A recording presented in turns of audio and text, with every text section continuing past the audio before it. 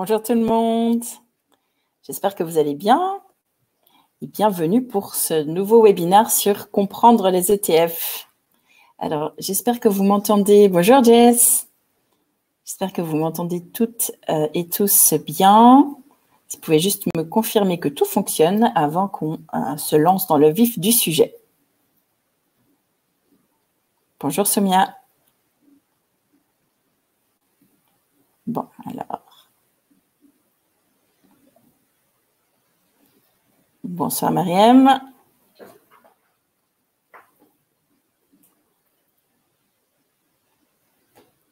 J'attends encore 2 secondes. Ah, super. Merci Florence. Comme ça, je sais que tout est OK. Alors, je vous propose qu'on commence. Donc, aujourd'hui, c'est un sujet qui est assez focus, on va dire, sur vraiment un instrument bien particulier dont vous avez peut-être déjà entendu parler, qui sont les ETF ou les trackers. L'objectif, c'est vraiment de vous expliquer en quoi, comment fonctionne cet instrument, qu'est-ce que ça veut dire, en quoi il peut être intéressant pour commencer à investir ou pour diversifier vos investissements, et puis répondre aux questions que vous pourriez avoir. Et puis, je vous ai mis en fin de présentation des liens pour pouvoir aller plus loin, pour construire son premier portefeuille ou avoir aussi une perspective plus globale sur les premiers pas en investissement. Donc, surtout, à tout moment, n'hésitez pas à me poser vos questions dans l'onglet questions ou dans l'onglet chat, c'est comme vous voulez. L'objectif, c'est vraiment de répondre à vos questions. Donc, comprendre les ETF. Alors déjà, qu'est-ce qu'un ETF? Alors, attendez, je n'arrive pas à rejoindre ma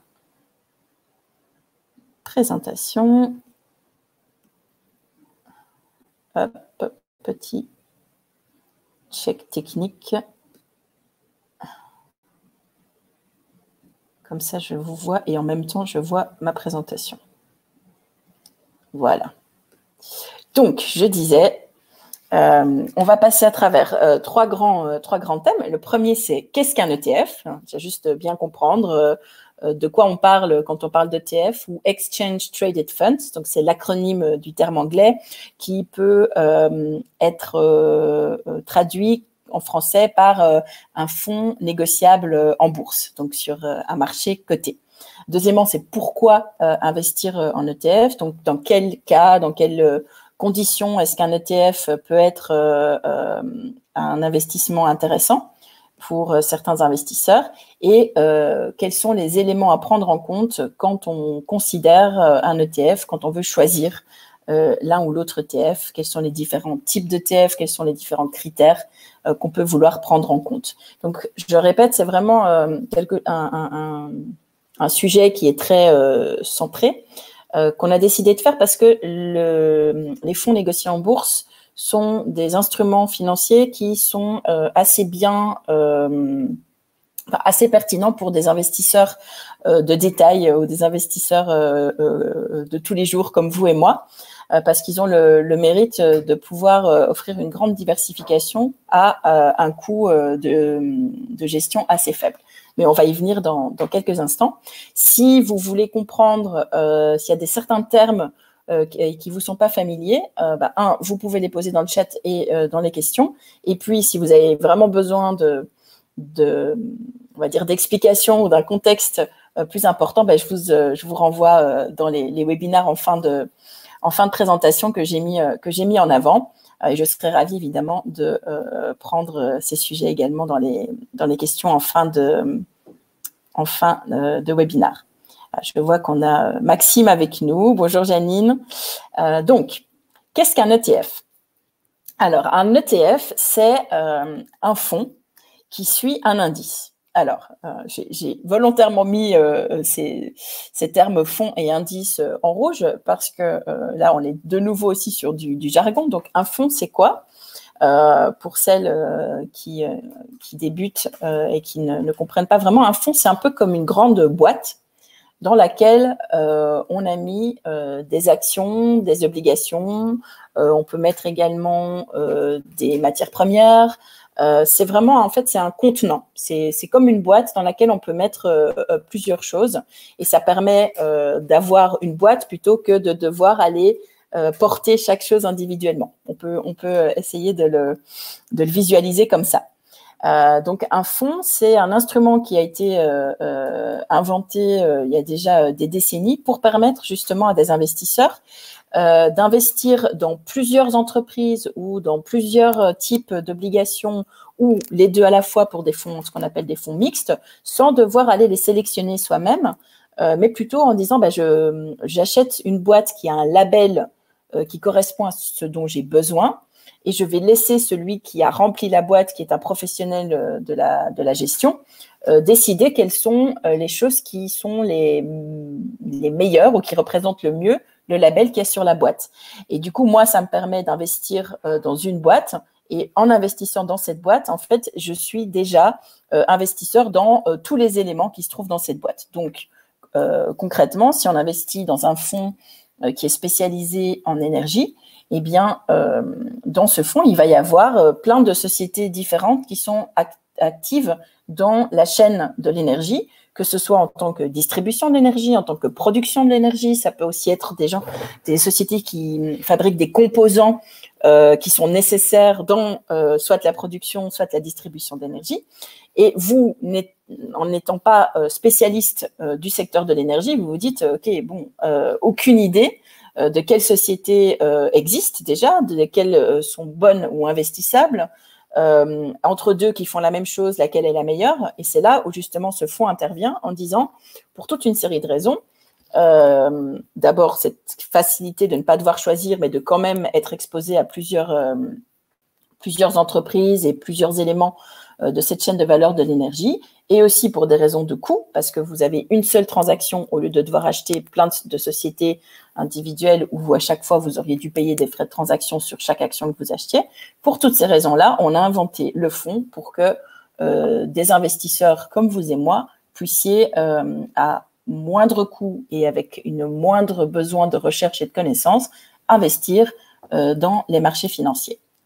Et l'ETF a cette particularité que c'est un fonds qui suit un indice de référence. Alors, un indice, c'est aussi en quelque sorte un panier, mais un panier qui est un peu différent parce que c'est une sorte de liste qui est fait, qui répond à certains critères, qui détermine en fait, par exemple, les entreprises les plus performantes du marché français.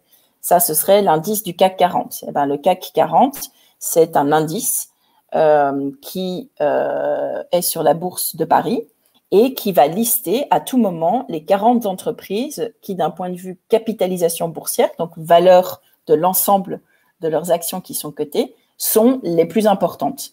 Et donc, évidemment, cette liste, elle bouge parce que en fonction de la manière dont l'une ou l'autre entreprise se comporte, de combien de clients elles ont, de combien de produits elles vendent, de la recherche, de l'innovation dont elles font preuve, etc., certains mois, certaines années, elles peuvent se retrouver dans la liste et puis en sortir et puis re-rentrer, etc. Donc, cette liste, elle est assez dynamique et c'est ça qu'on appelle un indice. Il y a des indices, ça peut exister sur plein de choses différentes. Vous pouvez décider que vous voulez faire une liste des, par exemple, les 100 sociétés européennes qui sont les plus performantes en termes de diversité de genre. Ça existe.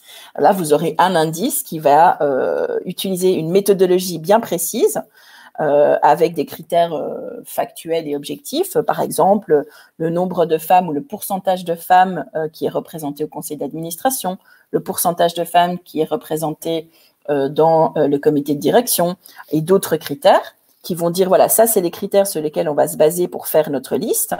Et on va analyser toutes les sociétés européennes cotées et on va les mettre dans les listes les 100 plus performantes. Et ça, c'est une liste qui est dynamique, c'est-à-dire qu'à tout moment, sur base des informations qui sont données et qui font la méthodologie de cet indice, eh bien, on aura toujours la liste des 100 les plus performantes. Et ce fonds qui suit cet indice, qu'on appelle donc l'ETF, eh bien, il va simplement dire, OK, bah, moi, je vais prendre une liste qui est faite par un tiers, par exemple, cette liste des 100 sociétés les plus performantes en termes de diversité, et je vais investir dans ces sociétés. Donc, en tant que fonds, je ne vais pas décider moi-même de « Ah, je vais investir dans cette société A parce que je trouve qu'elle est bien, je vais investir dans cette société B telle qu'elle est bien. » Non, non, non. Je vais simplement aller voir cette liste à tout moment et répliquer la liste, c'est-à-dire prendre chacune des sociétés qui sont sur cette liste et investir dedans de la même manière qu'elles sont représentées sur cette liste. Si une société sort de la liste, eh ben, je vais sortir de cette société. Si une société rentre dans la liste, eh bien, je vais automatiquement investir dans cette société. Donc voilà, un fonds négocié en bourse, c'est ni plus ni moins que ça. C'est un ensemble de titres qui qui copie une liste qui a été faite par un fournisseur d'indices donnés. Donc, il en existe vraiment sur tout. Les plus célèbres, dont vous avez peut-être entendu parler quand vous écoutez les nouvelles financières, ça peut être, donc, comme je dis, le CAC 40 en France, le BEL 20 en Belgique, le DAX, le S&P 500, le Nasdaq. Tout ça, ce sont ce qu'on appelle des indices et il y a des fonds, des ETF qui investissent sur ces indices. C'est donc un instrument coté en bourse. Pourquoi c'est important? Parce que contrairement à un fonds classique qu'on appelle un organisme de placement collectif, qui est donc ce terme générique pour désigner cette enveloppe ou cette boîte dans laquelle on met plein d'entreprises et qu'on coupe donc la boîte, on la coupe en petits morceaux et on la vend à différents investisseurs. Donc, vous achetez un morceau de la boîte. Eh bien, ces fonds-là, ils ne sont pas cotés en bourse, en tout cas pas tous, sauf les ETF. Ils sont valorisés soit toutes les semaines, soit tous les jours, soit tous les mois, soit même tous les trimestres. Et donc, ont entre guillemets, une capacité d'échange qui est différente. Quand vous êtes sur une place boursière, vous avez toujours, en théorie, un vendeur et un acheteur. Donc, c'est-à-dire qu'à tout moment, normalement, si vous vendez, vous trouverez quelqu'un qui l'achète. Encore faut-il trouver le juste prix, mais en tout cas, il y a un marché. Et le prix est donné en permanence, en continu. Donc, vous pouvez vendre à n'importe quel moment de la journée ou de la semaine quand les bourses sont ouvertes. Un fonds, c'est différent. Quand il n'est pas coté journalièrement, eh ben, il faut attendre la prochaine cotation. Donc, si elle se fait tous les mois, c'est tous les mois. Si c'est tous les trimestres, vous sortez à la fin du trimestre. Et il faut qu'un marché secondaire se fasse. D'où l'intérêt des ETF. C'est beaucoup plus liquide et c'est beaucoup plus facile de les échanger. C'est aussi beaucoup moins cher qu'un fonds classique ou qu'un fonds actif. Pourquoi? Parce qu'un fonds actif, il va y avoir un gestionnaire et toute une équipe qui va analyser les sociétés individuellement et décider sur base de leurs convictions, de leur modèle de gestion, etc., quelles sociétés vont être investies et lesquelles ne seront pas, qui va rentrer, qui va sortir, etc. Et donc, il faut les payer. Et ça, c'est ce qu'on appelle les commissions de gestion. Et typiquement, sur un fonds qui est géré activement, c'est-à-dire pour lequel il y a un gestionnaire ou une équipe de gestion qui va prendre ses décisions, qui va faire ses analyses, vous pouvez payer 1,5, 2,5% de commission de gestion. Un ETF, donc un fonds négocié en bourse, comme il n'y a pas d'intervention d'un gestionnaire à proprement parler, que c'est simplement la société de gestion qui dit je prends l'indice et à chaque fois que l'indice bouge, je bouge. Il n'y a pas d'intelligence, entre guillemets, à ce niveau-là. L'intelligence se fait dans le choix de l'indice. Une fois qu'on l'a décidé, c'est de l'investissement qui se fait de manière très rigoureuse, très automatique. Eh bien, ça permet de diminuer ces frais de gestion et vous êtes à 0,2%, parfois même 0,1%. Alors, ça paraît pas beaucoup, mais quand vous savez que sur un portefeuille avec un risque modéré, c'est-à-dire où vous essayez quand même de préserver votre capital, de ne pas avoir de trop grosses fluctuations à la baisse, aujourd'hui, vous pouvez espérer entre 2 et 3% pour un profil assez conservateur. Eh ben, 1%, ça peut faire jusqu'à la moitié de votre performance chaque année. Et en effet cumulé, ça peut vite devenir significatif. C'est pour ça que ces fonds négociés en bourse ou ces ETF ont autant de succès ces dernières années. Alors, aux États-Unis, ça fait déjà ça fait près de 20 ans que les premiers ont été inventés. Mais c'est vraiment sur ces 5-10 dernières années que les ETF ont vraiment pris une énorme part de marché auprès des investisseurs, et notamment des petits investisseurs, comme on pourrait dire, donc des investisseurs comme vous et moi. Voilà. C'est ce qu'on appelle la gestion passive. Donc, pourquoi? Parce que je l'ai dit, la gestion active, c'est une équipe de gestion qui prend des décisions individuelles sur chacun des titres. Là où une gestion passive, c'est on suit un indice et on n'essaye pas de battre le marché ou d'avoir des décisions plus intelligentes que ce que entre guillemets, l'indice en fait.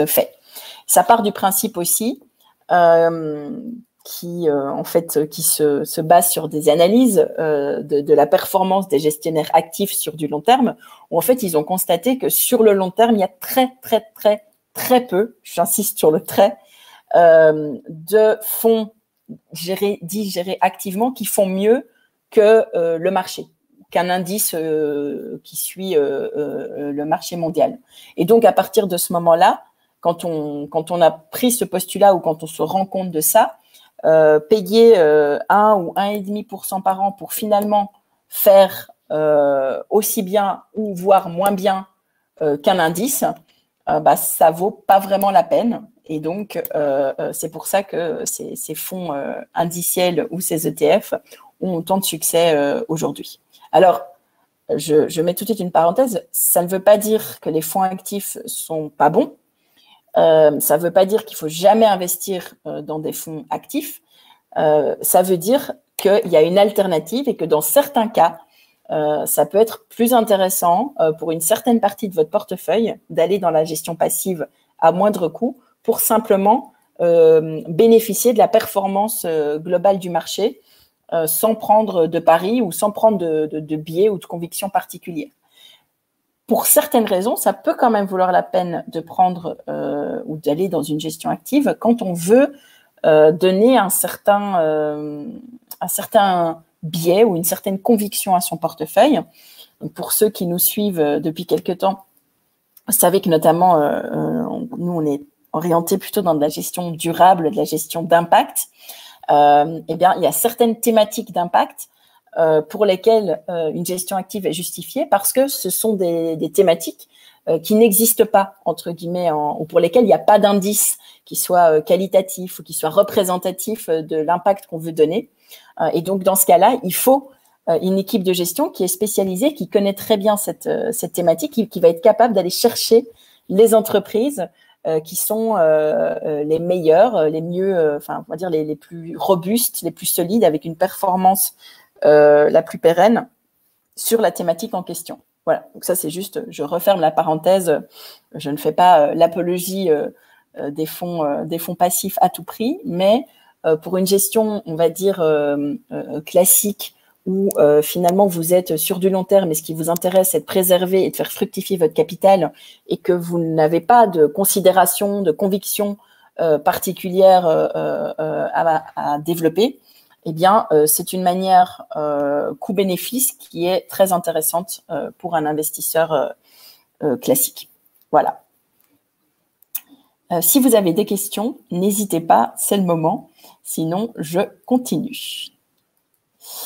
Donc, pourquoi investir en ETF? Alors, donc, j'en ai déjà un peu parlé. Hein. Il y a une question de coût qui est spécifique aux ETF puisque leurs frais sont beaucoup plus faibles que d'autres fonds.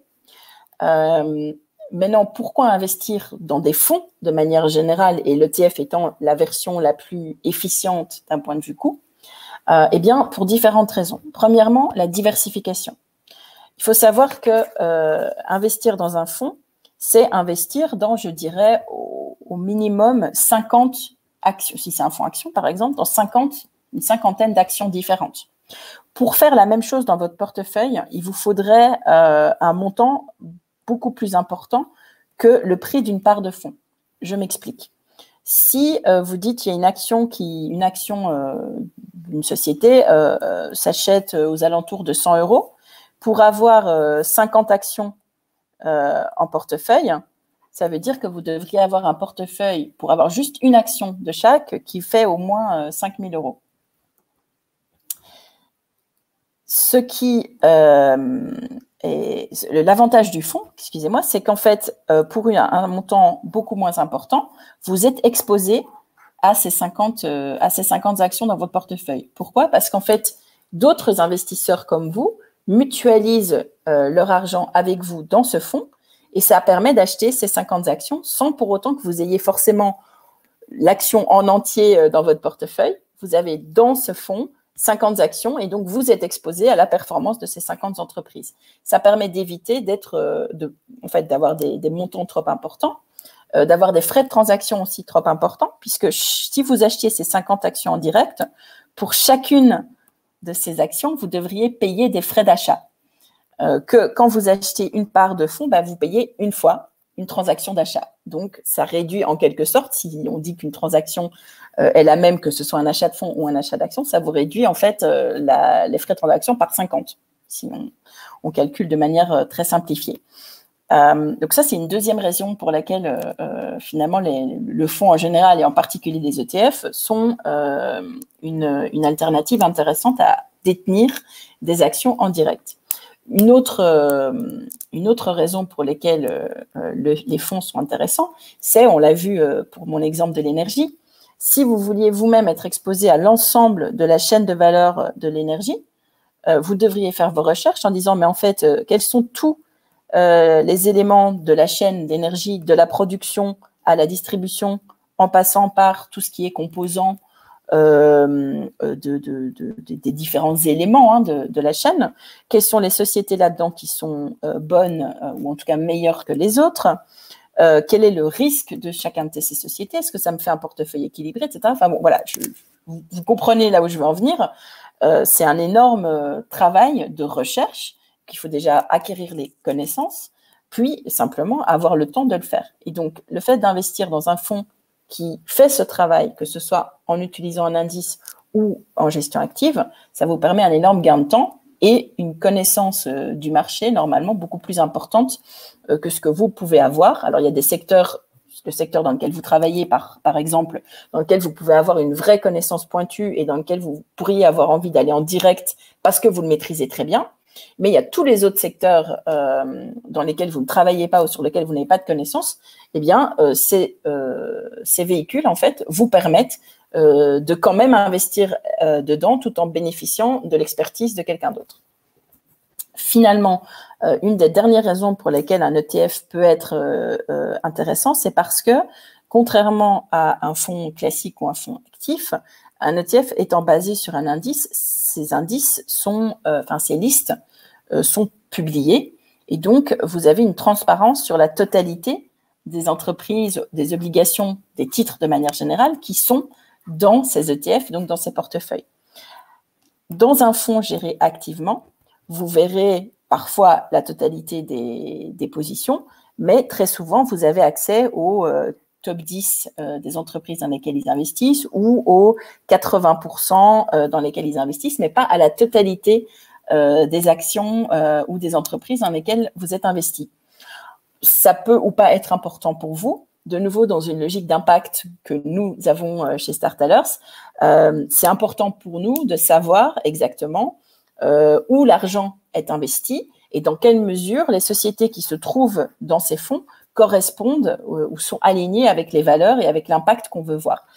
Et donc, avoir une visibilité que sur 80%, eh ben, c'est risqué d'avoir dans les 20% qui restent des entreprises, des projets, des obligations qui ne correspondent pas ou qui ne sont pas alignés avec notre philosophie d'investissement. Et en fait, on n'en saura rien, entre guillemets, puisqu'on n'aura pas de transparence sur les entreprises ou les sous-jacents qui sont là-dedans. Voilà, donc ça, c'est un peu les différentes raisons pour lesquelles investir en fonds et investir en ETF peut être intéressant. Est-ce que vous êtes toujours avec moi? Est-ce que je vous ai complètement perdu? Dites-moi un peu si vous êtes toujours toujours là. Si ok, super. Bonjour Enza. On est là, on suit, c'est très clair. Merci beaucoup Clara. Super. Génial, ok. Donc vraiment, il y a l'aspect fond, comme je vous ai dit, donc cette boîte dans laquelle on met beaucoup de choses, et alors l'aspect ETF qui est une boîte bien spécifique, qui est donc cotée en bourse. Donc c'est-à-dire, il y a toujours entre guillemets, un marché.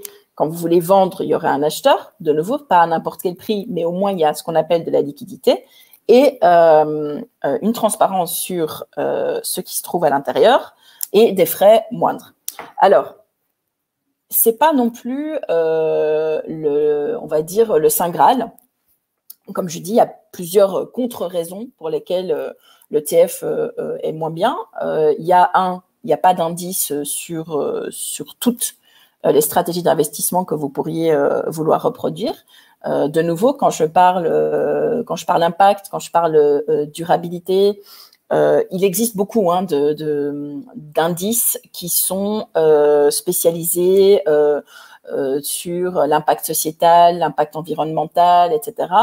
Maintenant, toutes ces listes ou ces indices prennent des critères qui ne sont pas toujours, comment est-ce qu'on pourrait dire, vérifiables. Donc, parfois, il peut y avoir ce qu'on appelle du greenwashing. Ce n'est pas du fait de l'indice, c'est du fait de l'indice se base sur entre guillemets, des faits, des données qui sont fournies par les entreprises, qui aujourd'hui sont encore déclaratives. Donc, ce n'est pas la panacée. Et parfois, c'est vrai qu'on n'a pas toujours... on peut avoir des mauvaises surprises ou se retrouver, quand on regarde l'indice, avec des entreprises, quand on investit avec un impact environnemental, par exemple, se retrouver avec des entreprises où on se dit, je n'aurais pas de prime abord mis cette entreprise dans la liste des 50 entreprises les plus performantes en termes d'impact climatique. Parce que l'indice prend une certaine approche dans la sélection qui n'est pas exacte. Il y a aussi une autre raison, c'est les indices sont majoritairement, ou en tout cas pour une grande partie, sur des entreprises avec des grosses capitalisations boursières. Et donc, tout le tissu de petites et moyennes entreprises cotées est un peu sous-représenté dans ces grands indices. Et donc, il faut aller les chercher. Enfin, si on a, de nouveau, si on veut en avoir en portefeuille, ça peut être plus compliqué d'aller les chercher. Donc, voilà, je veux juste nuancer ma réponse selon le type d'investisseur que vous êtes, le niveau de sophistication que vous voulez dans votre portefeuille, le niveau de diversification que vous voulez en termes de taille d'entreprise, d'impact, etc.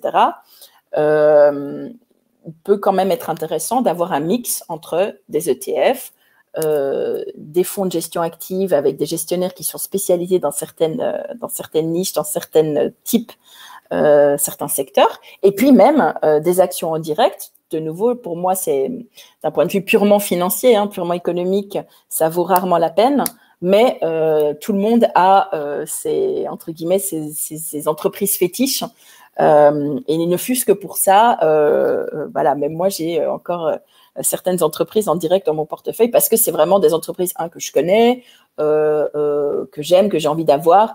Et puis, on parle aussi beaucoup de ce qu'on appelle des cocktail stock parce que ça permet de pouvoir avoir une conversation sur des entreprises qu'on suit en particulier, quoi. Donc, voilà. Donc, c'est juste pour ça, je ne suis pas en train de dire que vous ne devez avoir que des ETF en portefeuille, mais on va dire par défaut, c'est la manière la plus simple et la plus efficace de rentrer dans les marchés.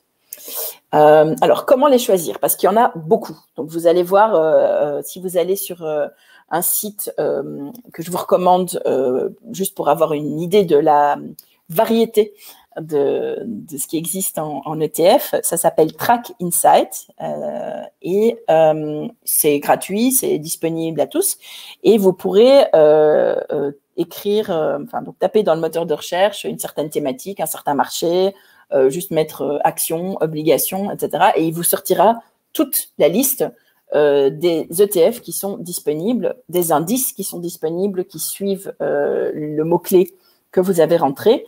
Et donc, vous allez vite vous rendre compte que ça peut être compliqué de savoir finalement lequel je choisis. Donc, je vais vous donner quelques tips, sachant évidemment qu'il y a aussi d'autres manières. Vous pouvez vous faire accompagner par votre banquier, par un conseiller. Vous n'êtes pas obligé de faire vous-même les choix si vous ne le sentez pas, mais admettons que vous ayez envie de vous lancer et au moins de regarder. Il y a plusieurs éléments.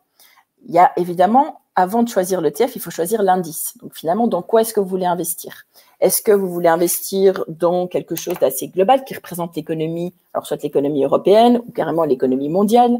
Vous pouvez aller sur un indice monde. Et donc là, il en existe, entre guillemets, un des plus célèbres, c'est le MSCI World, qui est donc un des indices de référence sur si je devais avoir un seul titre en portefeuille et grâce à ça être diversifié sur l'ensemble des secteurs, l'ensemble des géographies de manière proportionnelle à leur poids dans l'économie mondiale, eh ben, ce serait celui-là. Donc, vous tapez cet indice-là, indice monde, vous allez trouver MSCI World. Et dans cet indice, vous allez voir les entreprises, vous allez avoir à peu près entre 30 et 40% d'entreprises américaines, parce que l'économie américaine est une des premières économies mondiales et en particulier dans ces indices américains. Vous allez trouver des grosses entreprises européennes, des entreprises asiatiques, un tout petit peu d'émergents, de pays émergents. Voilà, donc ça c'est un peu le type de sous-jacent. Vous pouvez taper énergie renouvelable, par exemple, vous allez trouver des indices qui suivent les énergies renouvelables. Et une fois que vous avez sélectionné un indice, par exemple, vous pourrez trouver un indice énergie renouvelable avec zéro énergie fossile. Quand vous avez ça, vous cliquez sur l'indice et ils vont donner tous les ETF qui suivent cet indice. Parce que pour un indice, il peut y avoir plusieurs ETF qui auront tous la même composition. Ils vont peut-être varier un tout petit peu et ce sera dans la rapidité avec laquelle ils exécutent les changements, pour faire simple.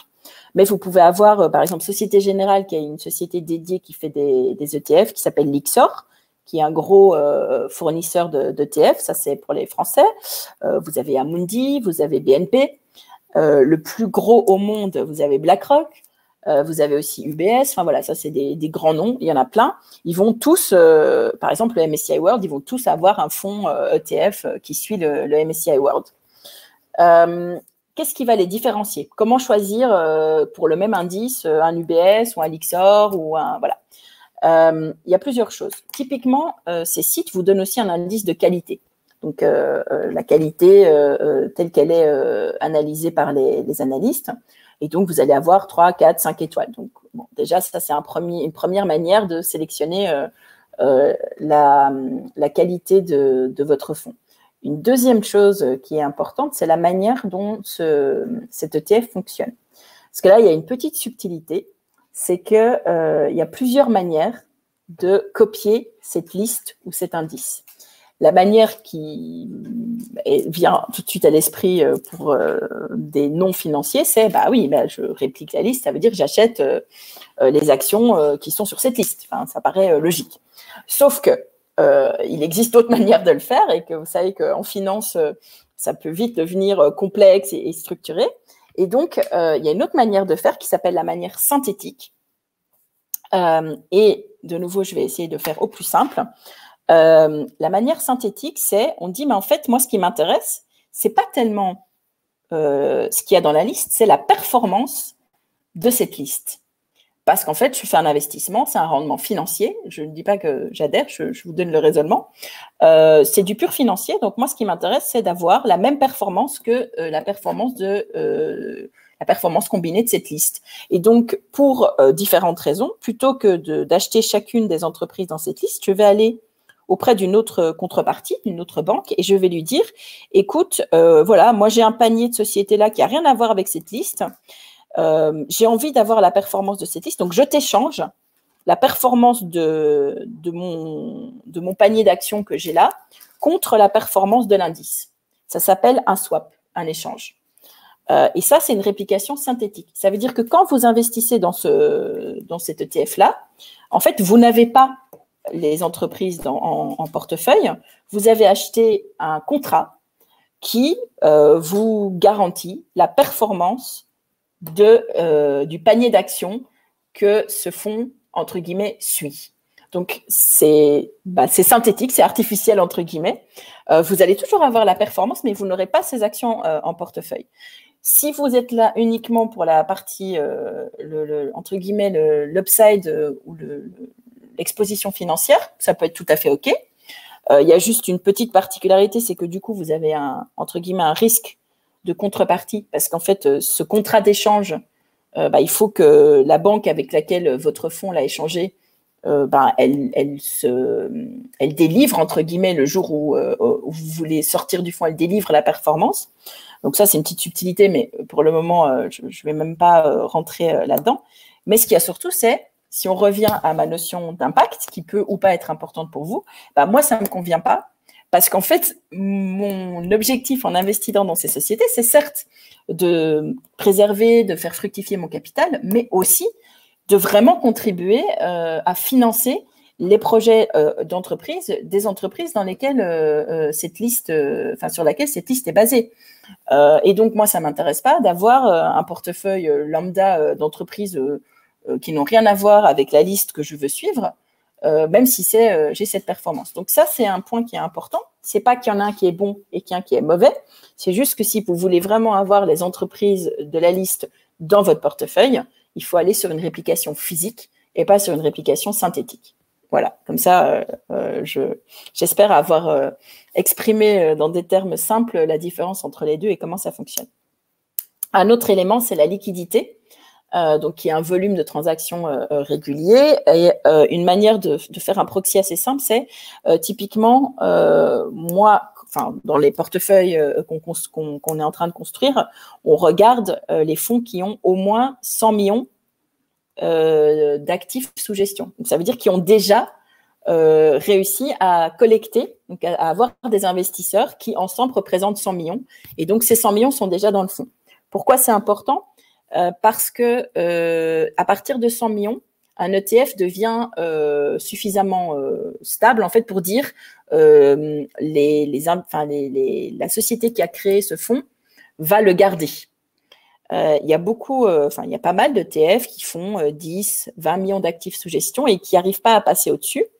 Et du coup, le promoteur, donc celui qui a créé ce fonds, il dit c'est pas intéressant pour moi financièrement parce que je n'arrive pas à rentabiliser mes coûts de fonctionnement avec ça, et donc je vais le fermer. Et quand vous êtes actionnaire de ce fonds, c'est pas un problème, hein, votre argent vous le récupérez, vous récupérez. Mais par contre, ce qui est embêtant, c'est que ça prend du temps. Donc ça veut dire que le fonds va fermer, on va vous annoncer qu'il a fermé, on va vous rendre votre argent, etc. Mais il y a un certain délai entre le moment où le fonds va fermer et le moment où vous allez récupérer votre capital, que vous allez récupérer, je vous rassure. Et du coup, c'est un peu embêtant. Vous n'avez pas envie que ça arrive parce que ça veut dire que votre argent, il n'est pas investi pendant ce temps-là. Et donc, en prenant un fonds qui fait au moins 100 millions, ça vous permet d'éviter ces aléas on décide de fermer ce produit ou de plus continuer ce produit parce qu'il n'a pas assez de succès, quoi. Voilà. L'historique, la qualité de la performance, alors là, effectivement, c'est typiquement un fonds, il a une date de naissance et cette date de naissance, elle peut être plus ou moins ancienne. Au plus elle est ancienne et au plus vous pouvez voir comment le fonds il a fonctionné depuis sa naissance. Si le fonds a été ouvert il y a 6 mois, vous voyez que ce qui s'est passé sur les 6 derniers mois. Ça vous en dit pas grand-chose sur est-ce que le fonds est stable et comment est-ce qu'il se comporte en cas de marché baissier, de marché haussier, etc. Est-ce qu'il suit bien son indice? C'est difficile sur 6 mois.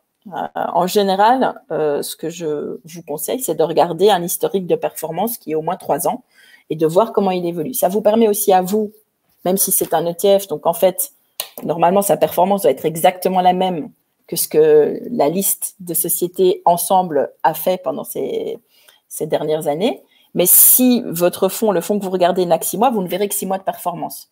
Donc, vous ne pouvez pas vous décider pour vous-même de dire, tiens, il y a un an, il y a eu un marché baissier et le fonds, pendant cette situation de marché, il a fait moins 15%.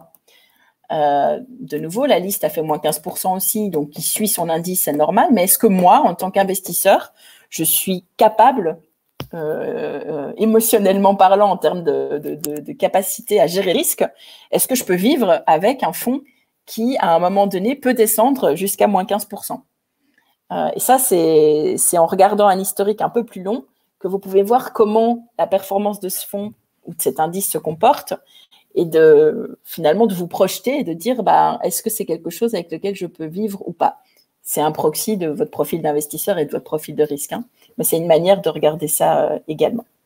Une dernière chose à regarder, évidemment, c'est les frais.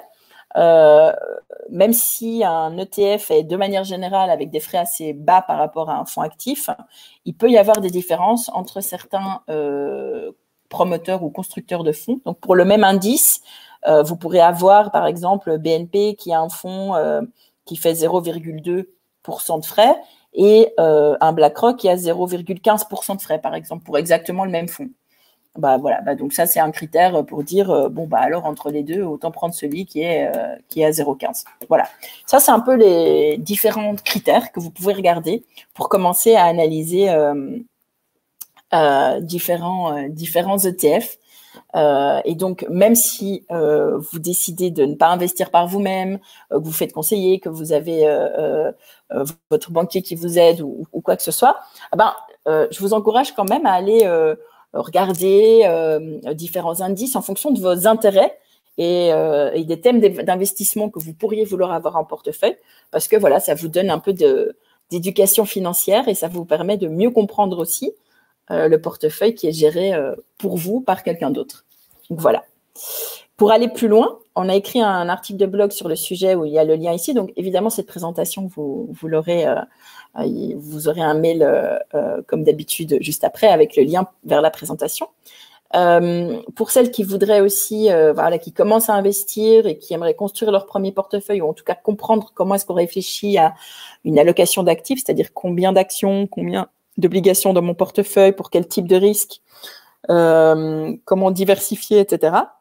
Eh bien, je vous encourage à aller voir le webinaire qu'on a fait sur construire son premier portefeuille ou celui sur apprendre à investir. Voilà, ça vous donne également les bases. Et puis, on a notre newsletter qui sort toutes les 2 semaines sur lequel, voilà, on a aussi ces différentes thématiques. Donc, surtout, n'hésitez pas à aller voir ces différentes ressources. Voilà, elles sont gratuites, elles sont là pour vous. Et puis, faites-nous un retour aussi si jamais vous avez aimé ou qu'il y a des choses que vous n'avez pas retrouvées, des sujets que vous voudriez qu'on aborde. C'est avec grand plaisir qu'on prend votre feedback. Voilà, c'est tout pour moi sur ce sujet qui était un peu plus technique, en tout cas qui rentrait un peu plus dans un type de produit bien particulier. Donc, si vous avez des questions, n'hésitez pas, c'est le moment. En tout cas, merci beaucoup de nous suivre.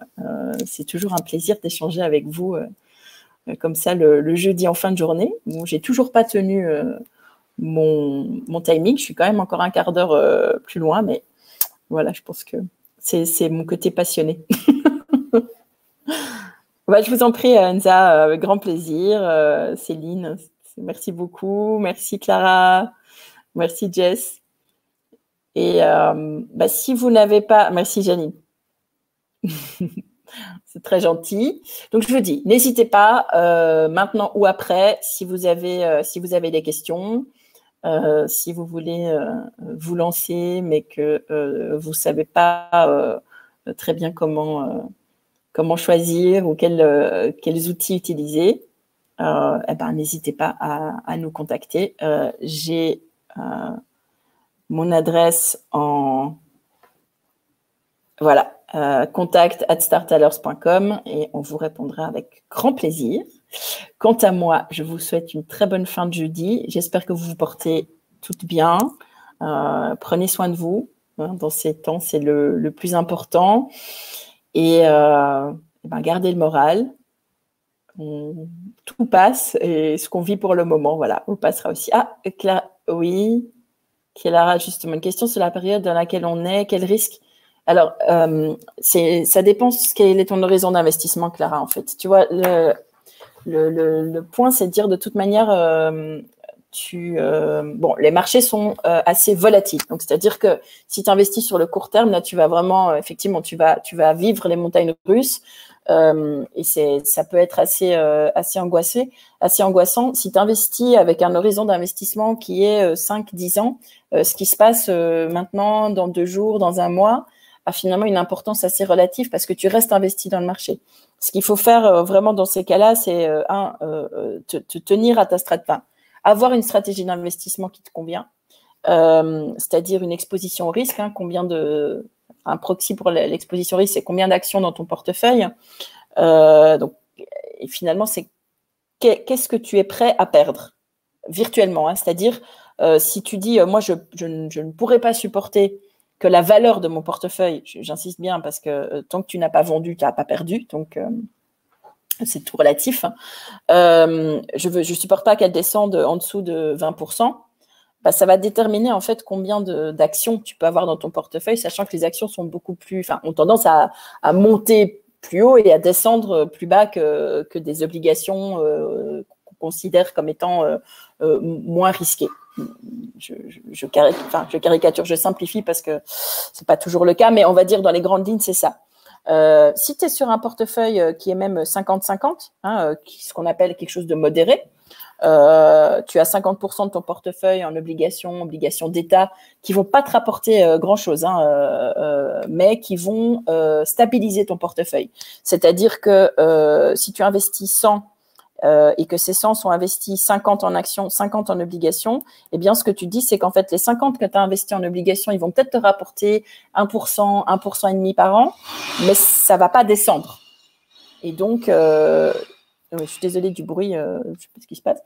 Ça va pas descendre. Et donc, en fait, si ton côté action descend de 20%, en fait, sur la totalité de ton portefeuille, comme tu n'as que la moitié qui est exposée, eh bien, ton portefeuille ne descend que de 10. Donc, c'est pour ça qu'on dit que ça stabilise le portefeuille, que ça le lisse et que ça évite que tu prennes du risque sur la totalité de ton capital, tout en permettant qu'il s'apprécie quand même un tout petit peu pour te couvrir de l'inflation. Sur l'autre partie, la partie où tu prends du risque, il va augmenter, il va baisser, etc.